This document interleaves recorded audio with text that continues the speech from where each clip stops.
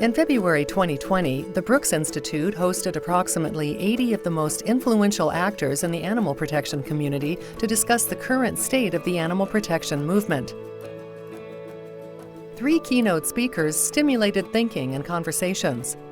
The speakers were Alexandra Horowitz, Sil Coe, and Dale Jamieson. Following is the presentation by Alexandra Horowitz. We're starting with Alexandra Horowitz speaking on the topic of unnaming and renaming animals. Alexandra is a researcher and professor at Barnard College, Columbia University, where she teaches seminars in canine cognition, creative nonfiction writing, and audio storytelling. As senior research fellow, she heads the Dog Cognition Lab at Barnard, studying the behavior and mind of owned dogs.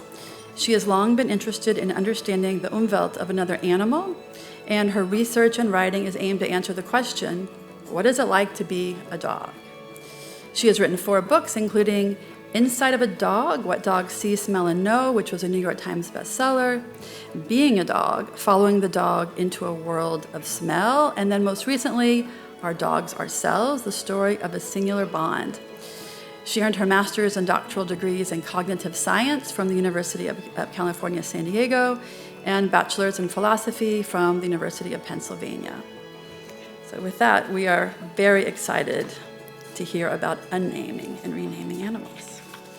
Thank you.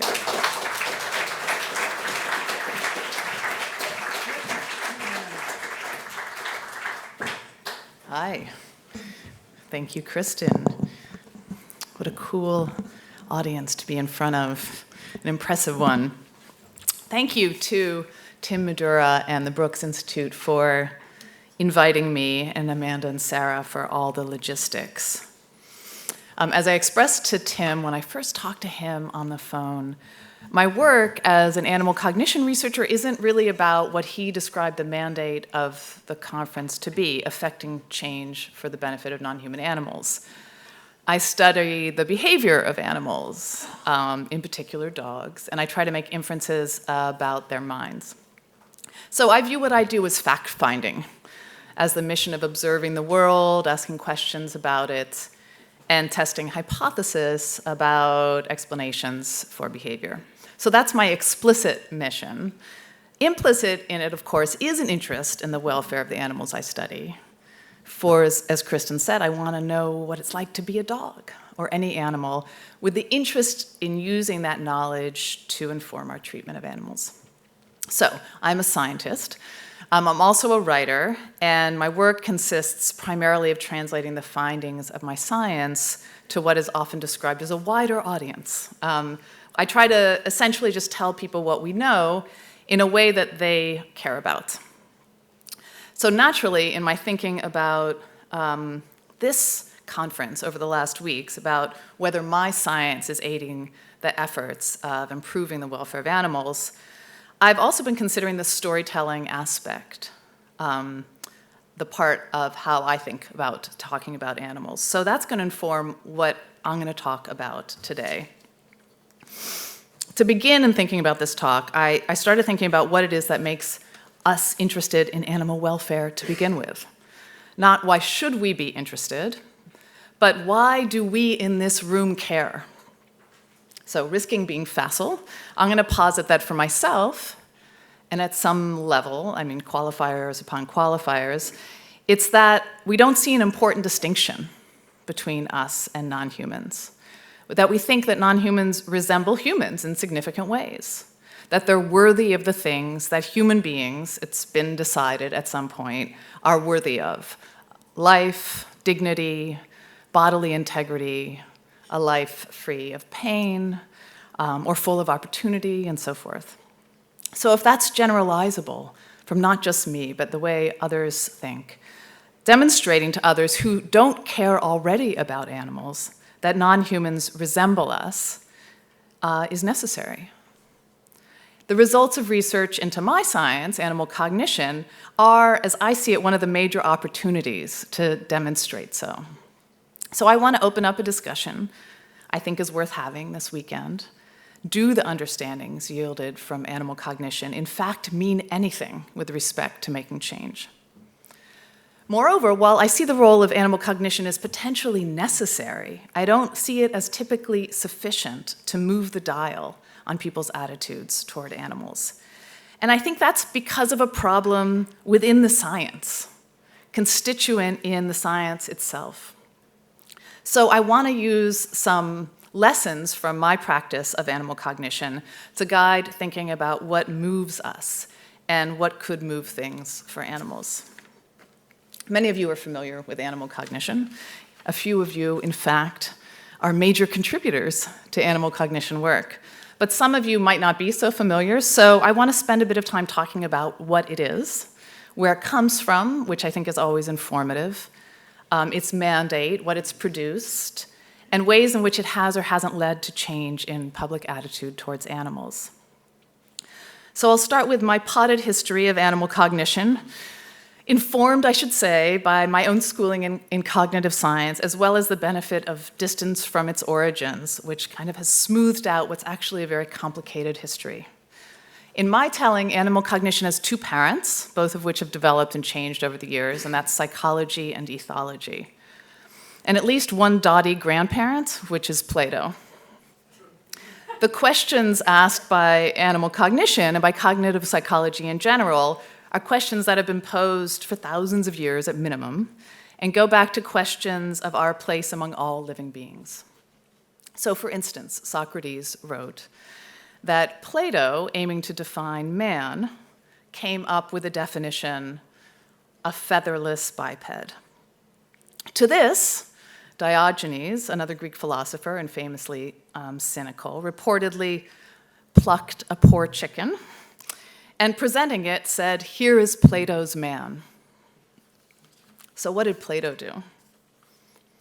Well, he quickly added, okay, it's a featherless biped having broad nails instead of claws, adding another element to the list.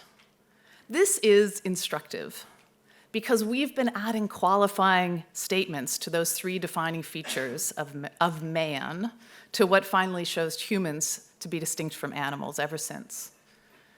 The 18th century essayist Thomas Carlyle described man as a biped, featherless, broad-nailed, tool-using animal, as the only species who has the foresight and cleverness to extend the range of things that they can do by using objects. Well, we see that that was broken down. The list of things that distinguish humans is now quite long. Ever sure we're unique, we keep adding what for a moment looks like the final distinction. Oh, it's the ability to learn from others and imitate. Then we see animals who imitate. To teach each other. Oops, some animals teach. To use language, to be self-aware, to have a culture, and a dozen other criteria. None of them is an unqualified masterstroke. The key here is that in Western scientific thought, the predominant model of humans and animals is still a hierarchy that places humans at its apex. You know, this was somewhat undercut by Darwin. These finches instructed him in his theory of natural selection. It was as his time, that animal cognition's direct parents were born. Darwin, of course, observed that the difference between animals and humans is a matter of degree, not of kind. This prompted a lot of enthusiastic scientific inquiries into non-human animals. The kind of statements he was likely to make were of this nature. Happiness is never better exhibited, he wrote, than by young animals such as puppies, kittens, lambs, etc., when playing together like our own children. Even insects play together, as has been described by that excellent observer, P. Huber, who saw ants chasing and pretending to bite each other like so many puppies. It's difficult to find photographic evidence of this, but I did find a population of ants who were deposited on a mini soccer field with a ball saturated by a pheromone of another ant, so that they seemed to play soccer in their efforts to remove it. Pleasing to me as a researcher of play and of puppies. So here for Darwin, his attribution, happiness, extends from humans to puppies to lambs and even to ants. This was very much in line with a lot of types of statements about the cognition of animals at the time. They were anecdotal reports of animals, and they were often anthropomorphisms. In reaction, we had people like this, British psychologist C. Lloyd Morgan, who proposed this principle, which then became known as Morgan's canon, which, it must be emphasized, has played an outsized role in subsequent animal cognition work. In no case may we interpret an action as the outcome of the exercise of a higher psychical faculty if it can be interpreted as the outcome of the exercise of one which stands lower in the psychological scale. So putting aside the discussion of what he actually meant by that, or what higher or lower mean, or whether it's a good principle on its merits, the results can be seen in the subsequent developments in psychology. What then grew was parent one in the early 20th century, psychology using animals. A line can be traced from Edward Thorndike, a researcher who famously placed cats in locked boxes, puzzle boxes, he called them, until they escaped, to B.F. Skinner, who kept tractable animals like rats in boxes to control their environment, and who prefigured a half-century of behaviorist psychology. Behaviorists believe that psychology should only study observable behavior, that one can't talk about the mind behind any behavior because it can't be seen. And furthermore, they believed that the seen behavior was enough to predict future behaviors, so why posit a mind in between? It's a fairy tale. Also, perhaps ironically, as you can see from this quote, he kind of equated all animals, but he granted none of them mind. Animal cognition's second parent, then, is ethology, the study of animals in their natural environment, which was growing up at the same time. The aim of ethologists is to describe behaviors in an evolutionary context. How is a behavior adaptive? How did it arise? What does it do for the animal? And early exemplars are, for instance, Nico Tinbergen, who for simple experiments, basically, here you see on a chick, demonstrating how to elicit a fixed pattern, action pattern of a gull pecking at a dot. Konrad Lorenz, who studied the early perceptual learning instinct called imprinting, and himself was imprinted upon.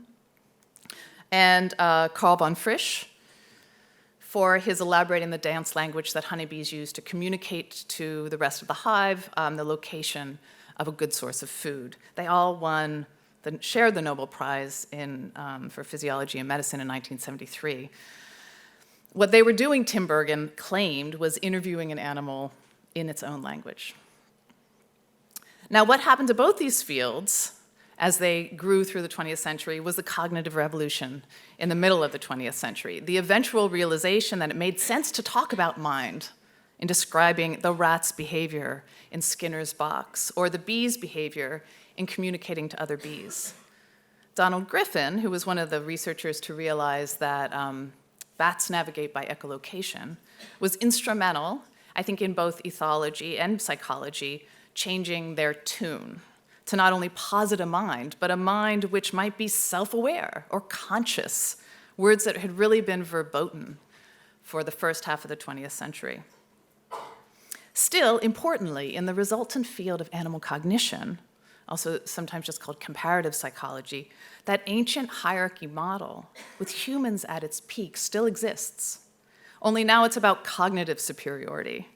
The investigation of animal minds is thus mostly in the context of human cognition, what we think is important about how we think.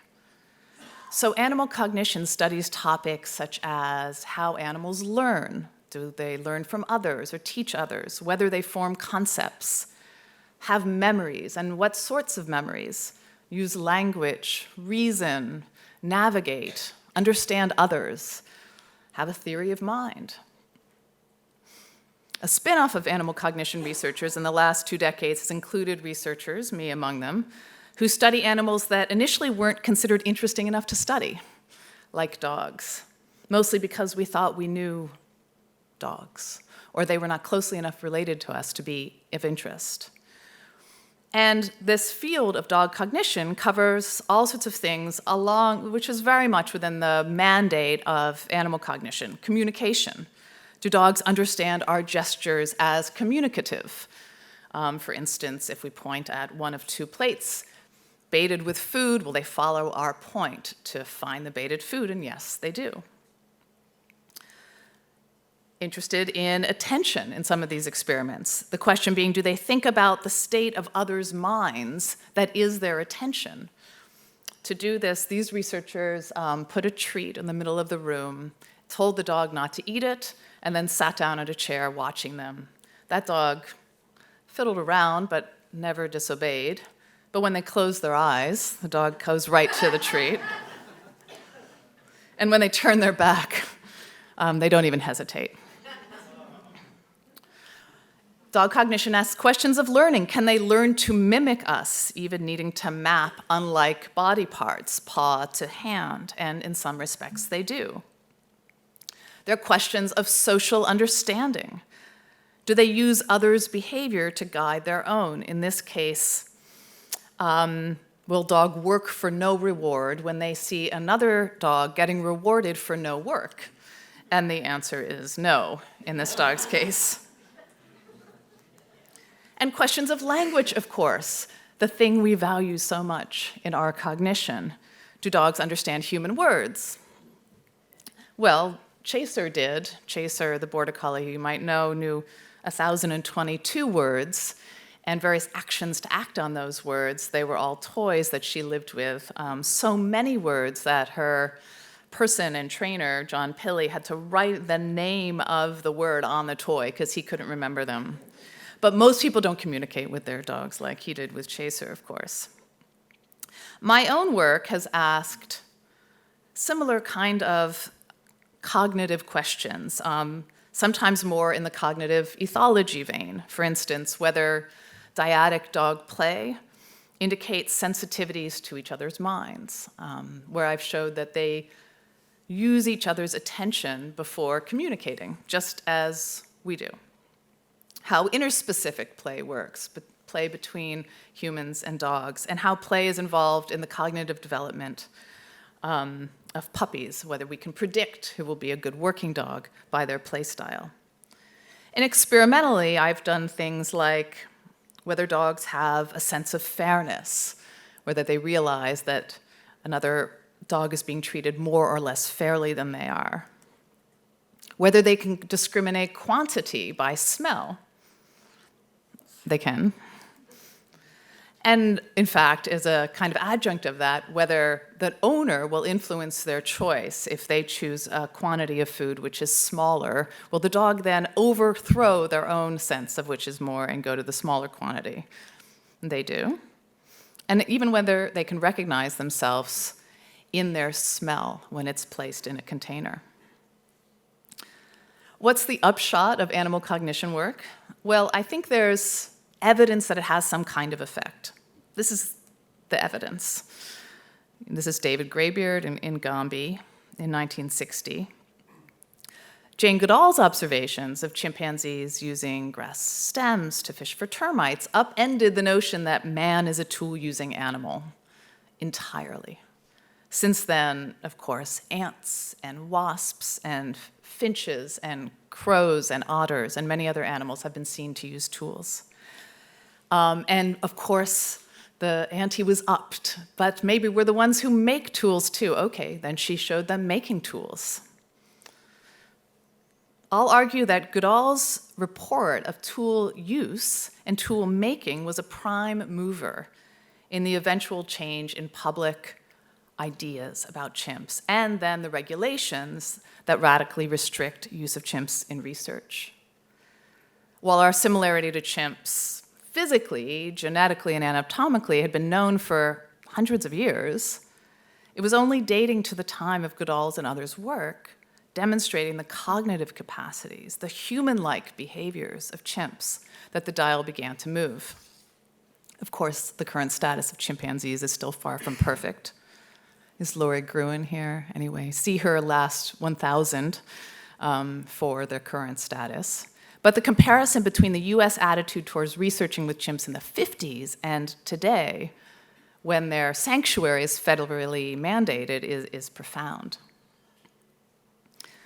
On the other hand, one of the more interesting tests of cognition is a test of self-awareness, the mirror-mark test. And I think this is a good example of how a test which hasn't, as far as I can tell, changed the dial on people's attitudes toward animals. So this test was developed by a primatologist named Gordon Gallup. Not surprisingly, looking in the mirror one day, looking at ourselves, and while shaving, wondering if chimpanzees would also, when they looked in the mirror, recognize themselves, just as he was recognizing himself and grooming himself. So he showed them a mirror. He had captive chimps that he was doing behavioral experiments with. And at first, of course, they attacked the mirror. And in the mirror, there was a chimp attacking back. So that makes a lot of sense. But they quickly learn that that's not another chimp. And they start doing this behavior right away. They start examining the parts of their body, their mouth, their rump, that they can't usually see. They start making faces in the mirror. So he developed a mirror mark test to kind of determine if they were really seeing themselves as he saw himself. In this test, he would surreptitiously mark those chimps who had already become acclimated to mirrors with a red dye, an odorless red dye, and then expose them to a mirror and see what they did, right? So if they touched the mirror, they fail the test. If they don't do anything, they fail the test. But if they touch the mark and look at it, they pass. And of course, they passed, right? They passed this test of self-awareness. And since then, lots of other animals have been put through this modified versions of this test, including dolphins. Thank you, Lori Marino. One elephant has passed the test. Dolphins pass the test by moving unusually toward the mark in the mirror or in the reflective surface that they see. Other great apes have passed. A magpie has passed. Dogs don't pass this test, but I'll talk about that in a minute. But as I say, I don't think that all these findings have changed public attitude about how we should treat these animals, particularly. And here's a good example of how little it has. So there was a recent study, just this last year, of the mirror mark test with fish, with cleaner Ross. And the finding that Alex Jordan, who is an evolutionary biologist at Max Planck in Germany, I believe, found was basically met with outright rejection. So cleaner wrasse are a highly social fish that live among coral reefs, and they take their name from their cleaning of parasites off of other fish. So he presented them with mirrors, and at first in front of a mirror, they attacked their reflections like chimps had done. And then they performed unusual behaviors with their body in front of the mirrors, kind of like the dolphins later would do. So then he marked them by injecting a little, what he describes as a harmless dye, brown material, in the skin of their throats, and then exposed himself to the mirror. And what he saw was after they saw themselves in the mirror, they then went and scraped their throats on the grit on the bottom of the tank, as though to remove the mark.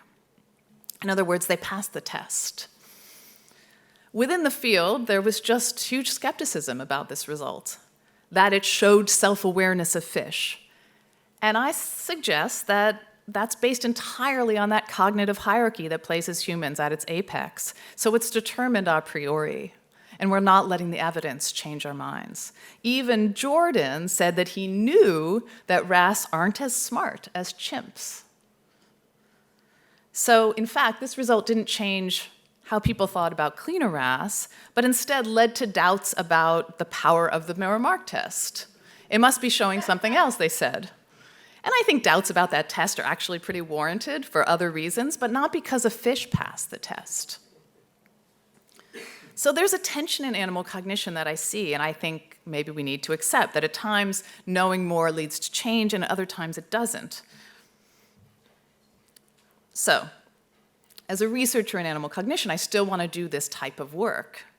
On the other hand, though, I think it's a fool's errand to chase after the cognitive element, the bar that animals will finally hurdle once we have the research to show it.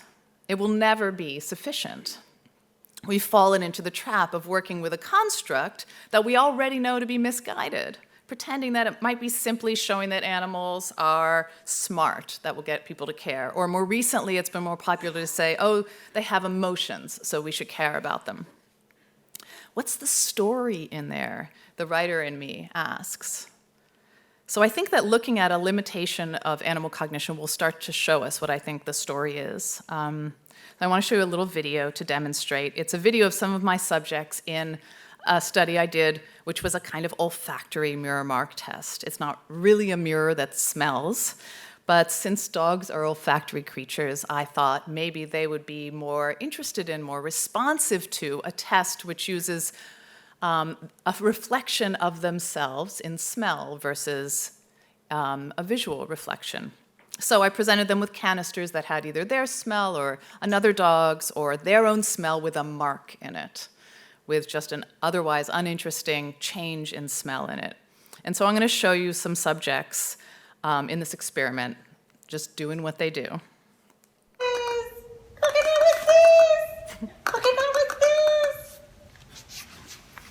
Okay. Okay.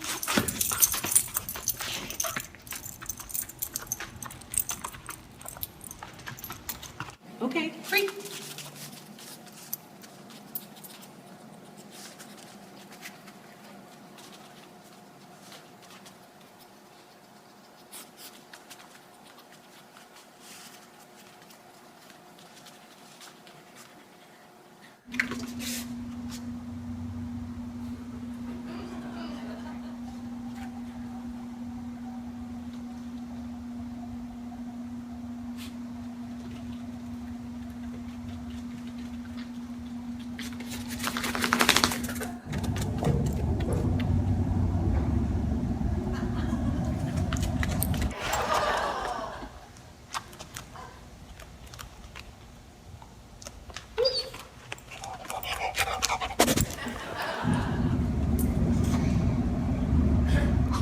I sped this guy up a little bit because he spent some time.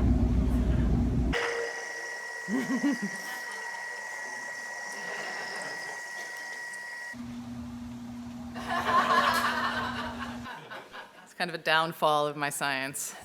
Sometimes they pee. So what do you see when you watch this? I suggest that those of you who have a scientific bent might question what measure I'm looking at to determine the dog's identification of the smell or interest in the smell, or ask whether subjects have any inclination to go to one side of the array over the other, or wonder what it is, in fact, that the dogs think they're supposed to do. In some, basically reflect on whether this task measures the thing that it's meant to measure. These questions interest me. But from the responses I get when I show this, what I think interests people is something else. Each dog, the variations between subject behavior, the disgust look on the red dog that leads him to beg out of the task, or what the Pomeranian is thinking when he's going back and forth and back and forth. The dog that really takes their time and the dog that really hurries through. The interest in the camera and the experimenter by the black, fluffy, older dog. In other words, the individuals here, not the generalized science. And so too with every viral video, right, of a dog or a cat, it is the individual's story that causes us to click and share. One of the hamartia of animal cognition is that we're always dealing with the species level. In a way, I think this is a failure of animal cognition, looking only at species, when all sorts of interesting stuff is happening at the individual level. Indeed, the conceit that a research program with 40 dogs can conclude what dogs do is wrong-headed, I think. But then, on the other hand, we call an N of one story an anecdote, and we spurn it. Individual differences are smoothed over in the science, and so are individual stories. I think that animal cognition's limitation in this regard actually shows us our opportunity. In Western culture, at least, it's the individual story that we care about. This is a phenomenon that I experience in my professional life all the time, communicating about research, whether my audience is academic or lay. I'll talk about all the science, I'll talk about what we found, I'll talk about my methods, but inevitably I get a certain kind of question at the end. Why does my dog run in circles before lying down to go to sleep, roll and poop, hate men, whatever it is? From my work, I can attest to the fact that people are moved by knowing about their dogs, but not because she is a member of the species dog, but because she's an individual with experiences and life and personality and her own peccadillos. Now, dogs are already familiar. We already see them as individuals. So what about all the other non-dogs? Here, too, I think I see the power of an individual story. You might remember the story of Inky at the National Aquarium in New Zealand, who is not the only octopus to have escaped entirely his enclosure and left the aquarium for the Pacific via a drain pipe. This is a story we can recognize. We at once give Inky a dozen attributes of humanness. He has intent, he has a plan, he's cunning, he has a yearning for freedom. The news reports say he scampered around in the aquarium.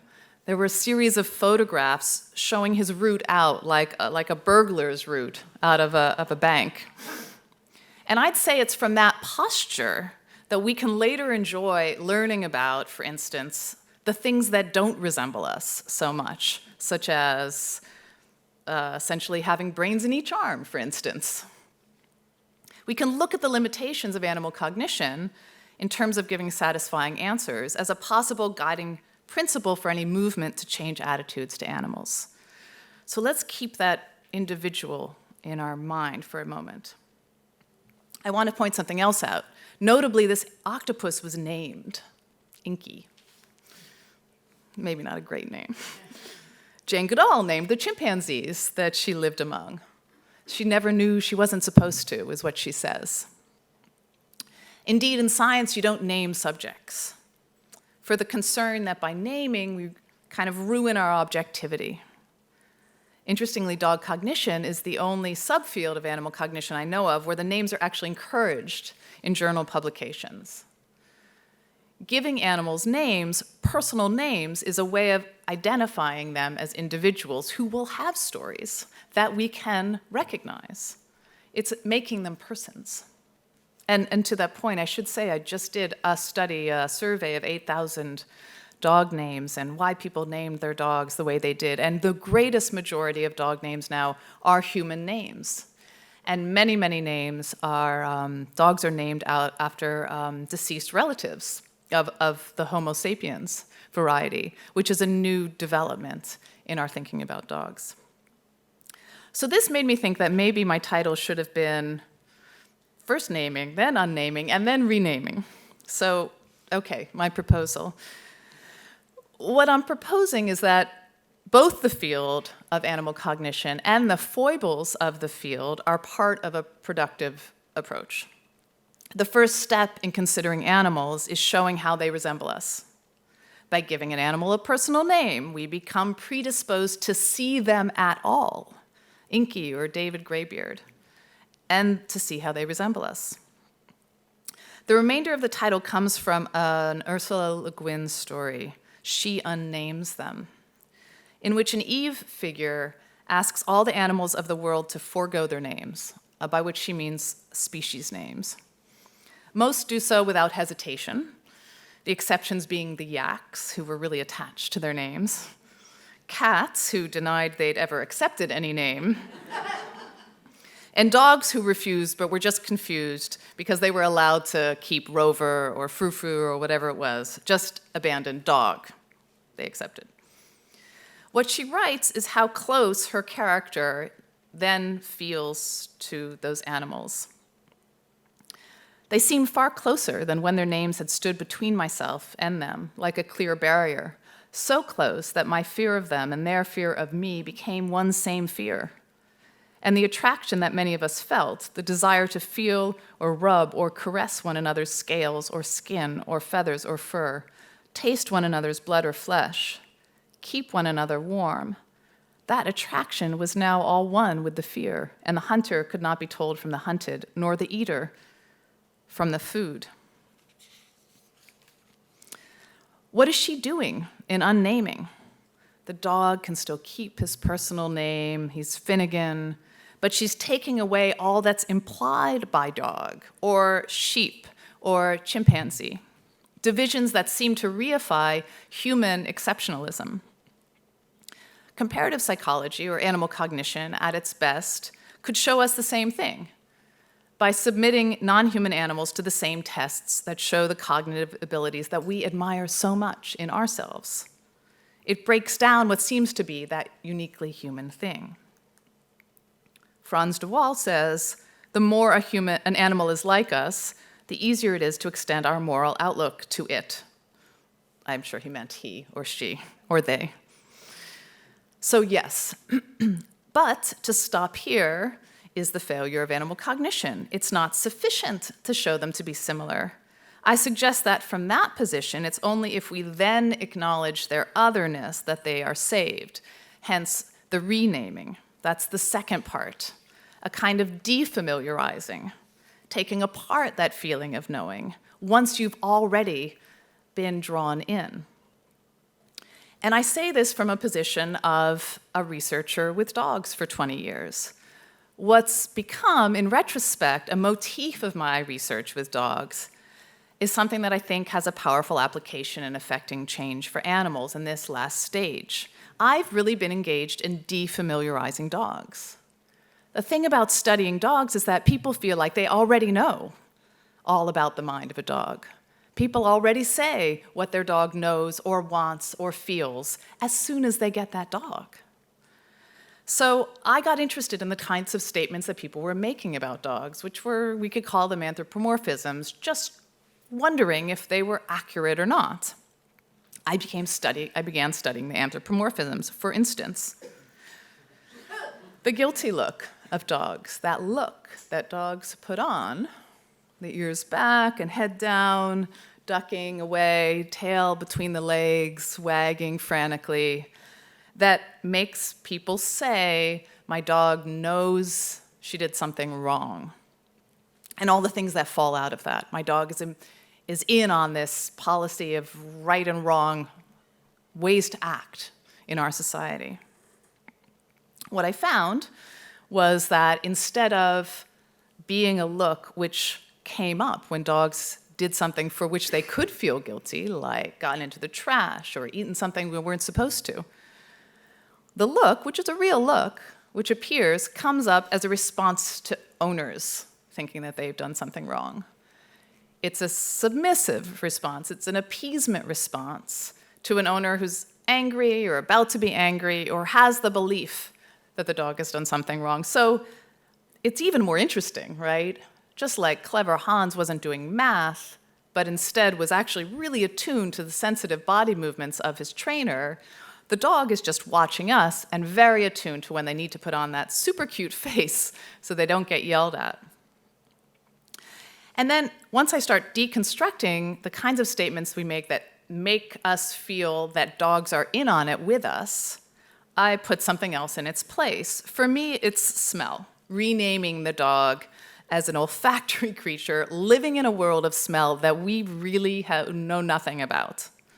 The main branch of my research looks at the olfactory acuity of dogs, further defamiliarizing the dog in front of us by simply describing their perception, their Umwelt, the world of smell that they live in.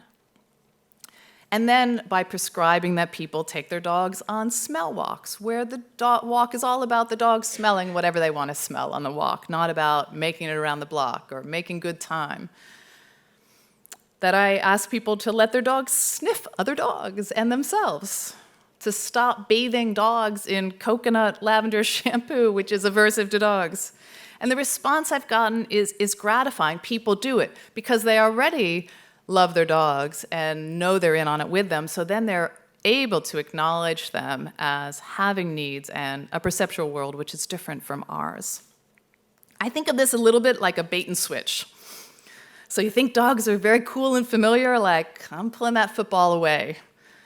But in the end, you're not Charlie Brown lying on your back, being discouraged. The dogs are actually, as it turns out, even more wonderful, and you're looking at that, but in a foreign way, a way that we couldn't have gotten in on with them. So you see the individual, she has a name, she is us, bait, switch. This is who that named individual actually is. Okay, so to do this, we have to name them, to make them individuals, to familiarize them. And then we have to unname their species, make them human, show the resemblance between them and us. And then we have to make them, again, who they are, defamiliarize them and kind of rename them. I see how this can kind of be wielded in the same breath with our guilty look study. So I did that research 11 years ago. I've given a lot of talks about it. And a few years after I did the research, I was at the Michigan Humane Society. No one's here is from the Michigan Humane Society, are there? It's all good, but I just wondered. Yeah, so after my talk, which included information about the guilty look, some people from the Humane Society who were involved in the behavior and training program came up to me and said that we're so interested in this guilty look study and how it's not really a reflection of whether a dog feels guilty or not. And they said, so what we decided to do was train all our dogs that we're trying to adopt to show the guilty look. So at first I was horrified, right? But they had a bigger plan. Their idea was that when they trained dogs to give this look, what they were really doing was giving the dog a way to almost immediately be responsive to the person, so that the potential adopter was likely to see them as in on something together. And then 3 months later, after the dog has been named and adopted and living in the family and a member of the family, they call them up to see how it's going and to kind of debrief them, say, oh, you know what, that guilty look, we taught them that in the shelter. It's not a reflection of their understanding of right and wrong per se. Instead, it's something they learned. So they're defamiliarizing. They're doing this process along the way.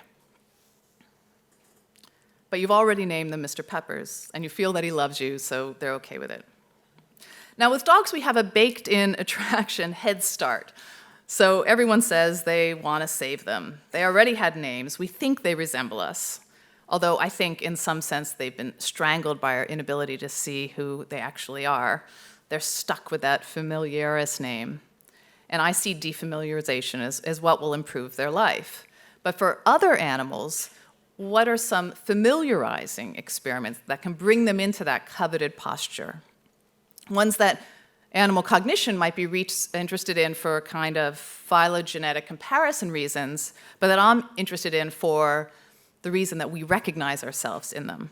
I think they're things like animal humor, attachments that animals have to each other and family, familiar gestures like hugs and smiles and, scratching your nose, and some emotional expressions like righteous anger and grief.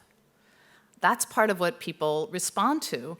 All of them have in common that they're ways that animals resemble us, taking advantage of our narcissism as a species. And there are studies like this that show that they're like us. They're facially expressive like us. Dogs have developed an inner eyebrow muscle to make this recognizable expression. And those that do that expression are adopted out of shelters faster than those who don't have that muscle or use that expression. Some animals are liars. Dorothy Cheney and Robert Seyfarth's famous vervet monkeys, who had alarm calls for different predators, they found that some used an eagle call, for instance, which caused everyone to run out of the tree to the ground to avoid being the eagle's prey, to deceptively displace a vervet who was sitting on a perch that they wanted for themselves. Some animals notice what we're wearing. Prairie dogs have also many alarm calls, and it's been found that not only do they have alarm calls for different predators, they chatter about people. And their calls comment on our height, our weight, just like we do, and our t-shirt color choice. They have different calls for the tall, thin person with the blue shirt or the yellow. They recognize celebrities. This was a study with 8 Welsh mountain sheep in a flock at the University of Cambridge who were taught to find Emma Watson in the array of faces and can do so reliably from any direction. They eavesdrop and thieve, like us, and work to thwart thieves. These are Western scrub jays. There's great research by Nikki Clayton and her colleagues who, if they see eavesdroppers on their caching of food, hiding of food, will wait till the eavesdroppers go out of sight and then unbury and rebury their food. So their resemblance to us brings us into that individual story, or since dogs are already there, we can use other animals' resemblance to dogs, for instance. So goats, who have more recently been researched, and I think the field of farm animal cognition is very promising, perform really well on tasks that we thought that dogs were so special for performing well at. And that includes, on the left, an object choice test, that communicative test that I talked about before, where we point at one of 2 plates that's baited with food, and you let the goat make the choice. They also perform well at that task. They understand our gestures as communicative. Or in the second, when faced with an impossible task, food under something that they can't reach, they don't just go at it and try to solve the puzzle physically. Like dogs, they look at humans for help. How can we find out what, in fact, are the kind of current resemblances which could lead to this unnaming process? One thought I had was we could use the critiques of researchers who are accusing other researchers of non-objectivity to see exactly what it is that feels so powerfully persuasive. And this is actually in a response to a piece on psychology of cows by Lori Marino and Kristen Allen, I believe, is that right? A strong critique of their piece said that words like intelligent, like humans and primates, complex cognition, feats of memory, attachments, emotional contagion, sophisticated abilities, self-awareness, self-efficacy, mother-child bonds, severe psychological and social impairments, and distinct personalities were unwarranted in the paper because they were too anthropomorphic. In other words, she just identified for us the things that make people feel like scientists shouldn't use them. But those are the ones I think we should be doing the science on. So to summarize, I'm saying, or suggesting, and I hope this is a topic for discussion, that animal cognition is useful in unnaming animals, in unhinging them from the species name that we've given them by showing how they resemble us. And so, too, is an individual story and an individual name a part of that. Then you take the next step and defamiliarize them, renaming them as wondrously other. Thank you.